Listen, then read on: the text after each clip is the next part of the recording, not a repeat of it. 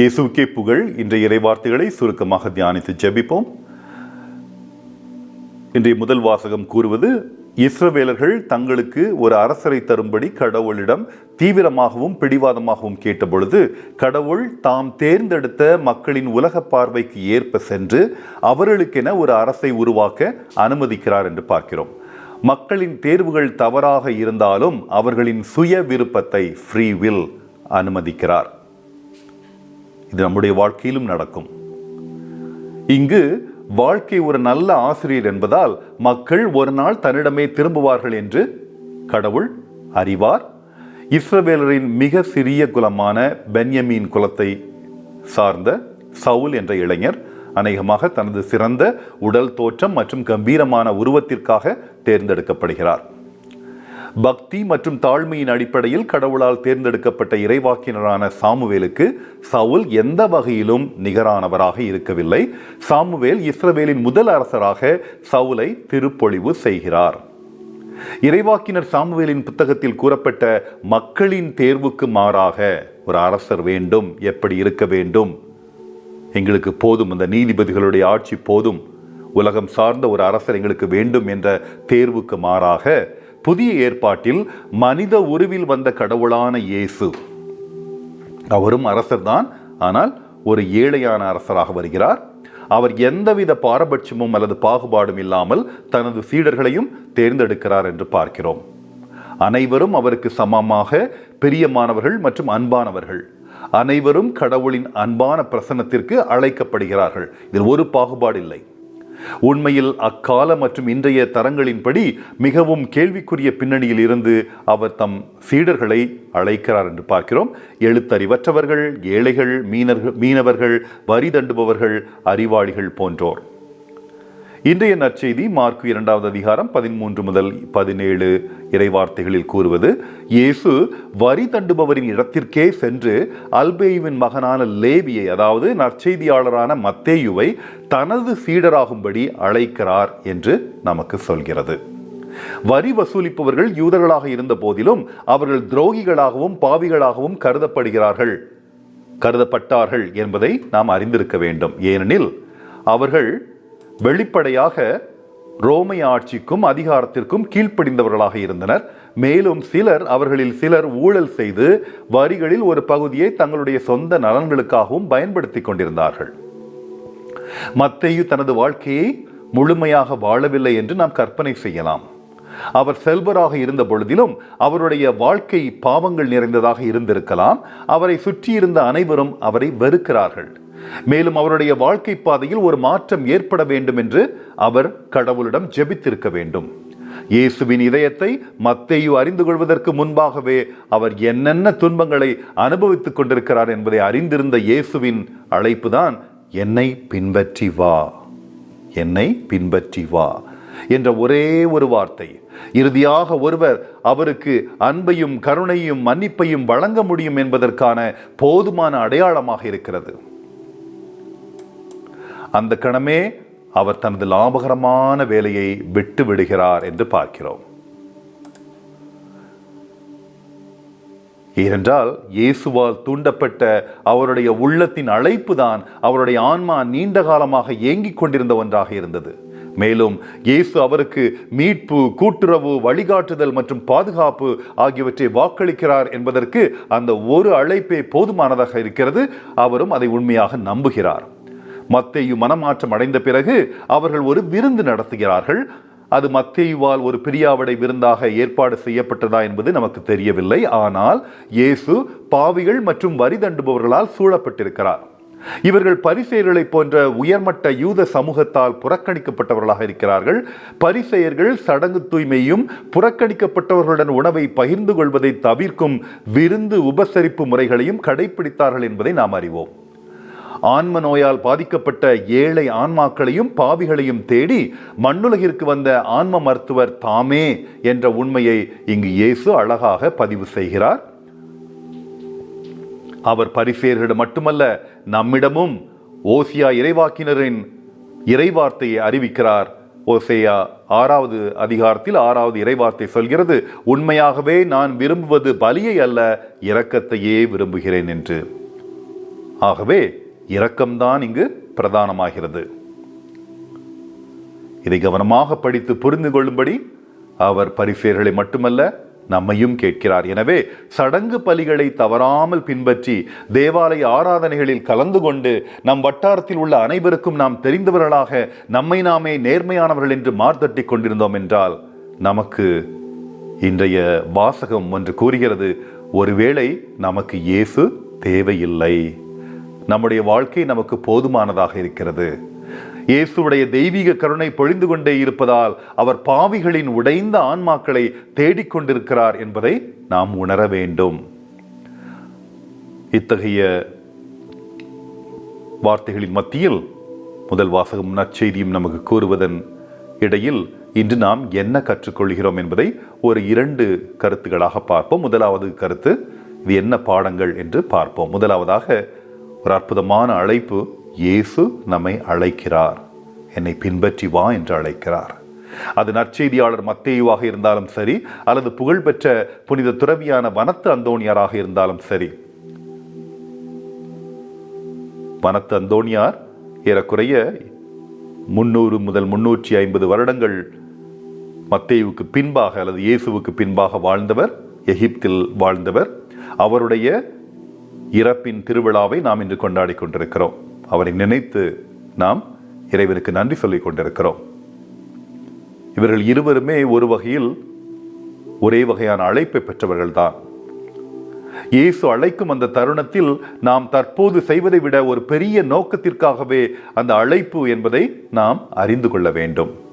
இந்த 2 புனிதர்களும் தங்கள் செல்வங்கள் அனைத்தையும் தூக்கி எறிந்தார்கள். ஏனென்றால் இயேசு வழங்கியது அதைவிட மிகவும் லாபகரமாக இருக்கிறது. எகிப்தியரான புனித அந்தோணியாரை பொறுத்தவரை இயேசு தம்மை வாழ்நாள் முழுவதும் பின்பற்ற விரும்பிய ஒரு இளைஞனிடம் கூறிய நற்செய்தி இறைவார்த்தை ஒரு திருப்பு முனையாக அமைந்தது என்று பார்க்கிறோம். நீங்கள் படிக்கலாம். லூக்கா 18வது அதிகாரம் 22வது இறைவார்த்தையில் இயேசு அந்த இளைஞனிடம் கூறியது, இயேசுவை போல வாழ வேண்டும், இயேசுவையே பின்பற்றி வர வேண்டும் என்று கேட்ட இளைஞனிடம் இயேசு கூறியது, உமக்கு இன்னும் ஒன்று குறைபடுகிறது, உமக்குள்ள யாவற்றையும் விற்று ஏழைகளுக்கு கொடும், அப்பொழுது விண்ணகத்தில் நீர் செல்வராயிருப்பீர், பின்பு வந்து நீர் என்னை பின்பற்றலாம் என்று இயேசு கூறுகிறார். இதுதான் ஒரு திருப்பு முனை. புனித அந்தோணியாரம் எல்லாவற்றையும் விட்டுவிட்டு வனாந்தரத்தில், பாலைவனத்தில் இயேசுவுக்காக வாழ்க்கையை ஆரம்பிக்கிறார், அர்ப்பணிக்கிறார், நற்செய்தியை பரப்பிக் கொண்டிருக்கிறார் என்று பார்க்கிறோம். மிகப்பெரிய அழைப்பு. அவர் அழைப்பை பெற்ற கணமே தன்னை முழுமையாக வெறுமையாக்குகிறார், இயேசுவுக்காக வாழ்கிறார். மத்தேயும் அந்தோணியாரும் இயேசுவால் அவருடைய அன்பையும் அருளையும் வெளிப்படுத்துவதற்காக தேர்ந்தெடுக்கப்பட்டார்கள் என்பதை நாம் உணர வேண்டும். அது அவர்களுடைய வலிமையின் அல்லது செல்வத்தின் அடிப்படையில் அல்ல, மாறாக அவர்களுடைய பாவ இயல்பு இருந்த போதிலும் அவர்களுடைய தாழ்மை மற்றும் மனம் திரும்புதலின் அடிப்படையிலேயே இயேசு அவர்களை தெரிந்து கொண்டிருக்கிறார். இந்த நாட்களில் நாம் தேவையற்ற செல்வம் மற்றும் சாத்தானிய ஆசைகளால் நாம் சூழப்பட்டுக் கொண்டிருக்கிறோம். இந்த வெளி உலக இரைச்சலுக்கு மத்தியில் இயேசுவின் அழைப்பை நாம் கேட்க முடியாமல் இருப்பதில் ஆச்சரியமே இல்லை. அமைதி இல்லை, மனதில் அமைதி இல்லை. அதற்கு நாம் ஒரு ஆன்மீக பாலைவனத்திற்கு நாமும் செல்ல வேண்டும். அந்தோனியரை போலவும் இயேசு 40 நாட்களாக தியானித்துக் கொண்டிருந்தாரே, அதே பாலைவனத்துக்கு நாம் செல்ல வேண்டும். உலகத்திலிருந்து நம்மை தனிமைப்படுத்திக் கொள்ள வேண்டும். ஆனால் அங்கும் சாத்தானுடைய மீறல் நடக்கத்தான் செய்யும். உங்களை ஆசை காட்டி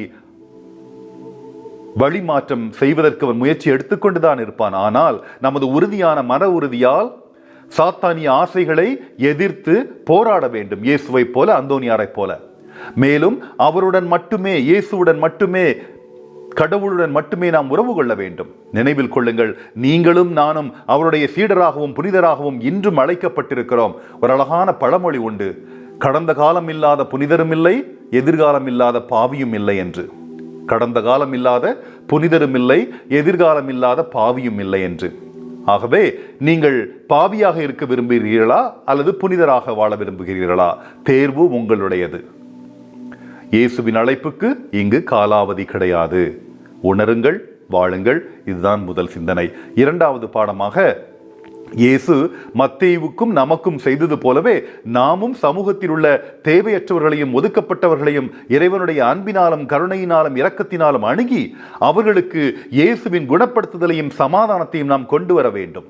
அவ்வாறு செய்யும் பொழுது சாத்தானிய சக்திகள், தீய ஆசைகள், சில சமயங்களில் துன்புறுத்தல்கள் ஆகியவற்றால் நாம் இடையூறுகளை சந்திக்க நேரிடலாம். பெர்சிக்யூஷன்ஸ் நடக்கலாம், துன்புறுத்தல்கள். இருப்பினும் புனித அந்தோனியாரைப் போலவே சிலுவையின் அடையாளத்தை கொண்டிருப்போம், இயேசுவின் பெயரை தாங்கியிருப்போம், அவருடைய உயிருள்ள வார்த்தைகளை கொண்டிருப்போம், நாம் இடைவிடாது ஜெபிப்போம். ஆகியவற்றால் அனைத்து எதிர்மறை சக்திகளையும் சாத்தானையும் நீங்கள் சிதறடிக்க முடியும். அஞ்சாதீர்கள். உங்கள் வாழ்க்கையையும் உங்கள் உள்ளத்தின் அழைப்பையும் அர்த்தமுள்ளதாக்குங்கள். நீங்கள் பகிர்ந்து கொள்ளும் ஒவ்வொரு கணத்தையும் தொடர்ந்து அனுபவியுங்கள். உங்கள் அன்பை உங்களுடைய அயலாருக்கு தொடர்ந்து கொடுத்து கொண்டே இருங்கள். கொடுப்பதால் நீங்கள் எதையும் இழப்பதில்லை. வாழ்க்கை உங்களுக்கு பன்மடங்காக திரும்ப கொடுக்கும் என்பதை உணருங்கள். ஒரு ஆசிரியர் கூறுவார், எழுத்தாளர் பமிலா காக்ஸ், நாம் பெறுவதன் மூலம் வாழ்கிறோம், ஆனால் நாம் கொடுப்பதன் மூலம் ஒரு வாழ்க்கையே உருவாக்குகிறோம் என்று. ஆகவே ஒரு வாழ்க்கையை உருவாக்குவதற்காக நீங்கள் கொடுங்கள். அதில்தான் மிக பெரும் ஆசீர்வாதம் இருக்கிறது. பெற்றுக்கொண்டே இருந்தால் அர்த்தமற்ற வாழ்க்கை. லூக்கா 11வது அதிகாரத்தில் 9வது இறைவாக்கை நீங்கள் படிக்கலாம். அதே சமயத்தில் லூக்காவுடைய நற்செய்தியில் 6வது அதிகாரத்தில் 38வது இறைவாக்கை மறக்காமல் படியுங்கள். என்றால் முதலில் கூறிய இறைவாக்கு சொல்கிறது, கேளுங்கள் கொடுக்கப்படும். இதுதான் இயேசு கூறினார், கேட்டுக்கொண்டே இருங்கள், நான் கொடுத்து கொண்டே இருப்பேன். அதே சமயத்தில் 2வது இறைவார்த்தை சொல்கிறது, கொடுங்கள் உங்களுக்கு கொடுக்கப்படும் என்று. ஆகவே கொடுப்பதை மறக்காதீர்கள். கேட்டுக்கொண்டே இருக்கிறீர்களா? கொடுக்க ஆரம்பியுங்கள். நம்முடைய ஆண்டவர் நமக்கு ஒப்படைத்துள்ள பணிகளை நாம் செவ்வனே நிறைவேற்றுவோம் என்று நாம் இன்று மன்றாடுவோம். நிச்சயமாக நம்முடைய கூக்குரல் கேட்கப்படும். கண்களை மூடி குறிப்பிட்ட இறைவார்த்தைகளை சிந்தித்து அவரிடமே மன்றாடுவோமா? முதலாவதாக, சாமுவேல் சவுலை கண்டதும் ஆண்டவர் அவரிடம் கூறியது, இதோ நான் உனக்கு சொன்ன மனிதன், இவனே என் மக்கள் மீது ஆட்சி புரிவான். சாமுவேல் தைல குப்பியை எடுத்து சவுலின் தலை மீது வார்த்து அவரை முத்தமிட்டு கூறியது, ஆண்டவர் தம் உரிமை சொத்துக்கு தலைவனாக இருக்கும்படி உன்னை இன்று திருப்பொழிவு செய்திருக்கிறார் என்றார். இதுதான் உண்மை.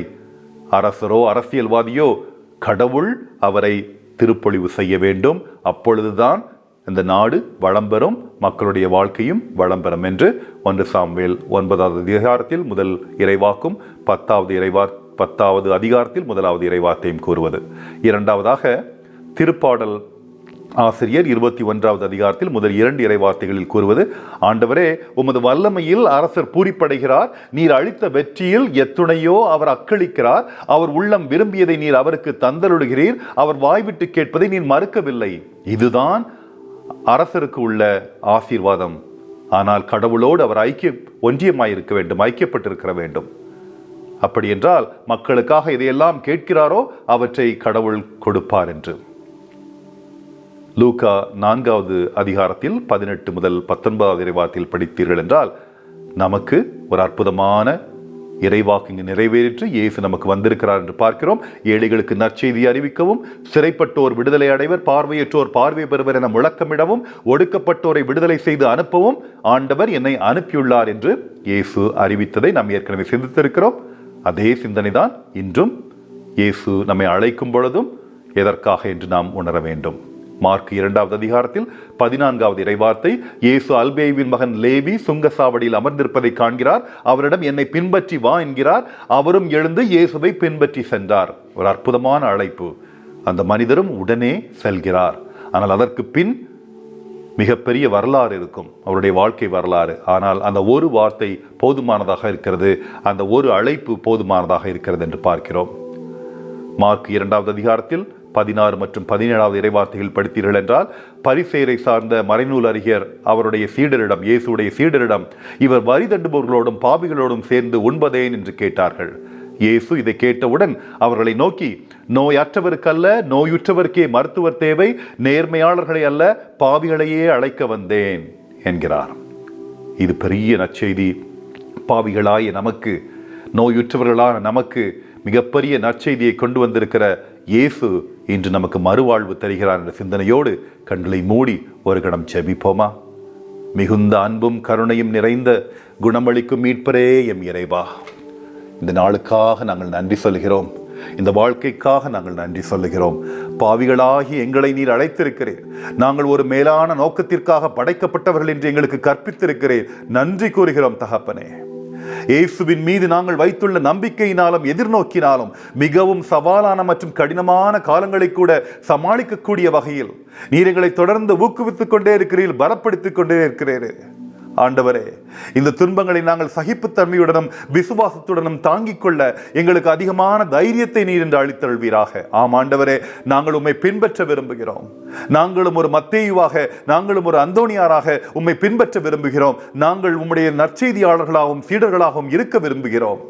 எங்கள் அயலார் அனைவருடனும், ஏன் எங்கள் எதிரிகளுடனும் கூட உம்முடைய இரக்கமுள்ள அன்பை பகிர்ந்து கொள்ளும் எங்கள் பாதை உம்முடைய மிகுந்த அருளால் ஆசீர்வதிக்கப்படுவதாக. இந்த கடமையை நாங்கள் ஜெபிக்கிற கடத்திலே முழு ஆசீர்வாதம் எங்களுக்கு உச்சம் தலையிலிருந்து உள்ளம் கால்வரை இறங்குவதாக. நாங்கள் உம்மிடம் வரும் நாளில், கடைசி நாளில், மரண படுக்கையில் கூட உலகின் இருளை நீக்கும் கிறிஸ்துவின் தீபத்தை ஏந்தியவர்களாக எங்களுடைய வாழ்க்கையை நாங்கள் வாழ்ந்ததால் நீர் எங்களுக்கு கொடையாக அளித்த மண்ணுலகின் எல்லா தருணங்களையும் நாங்கள் திரும்பி பார்த்து உம்மையே போற்றி துதித்து அகமகிழ்வோமாக.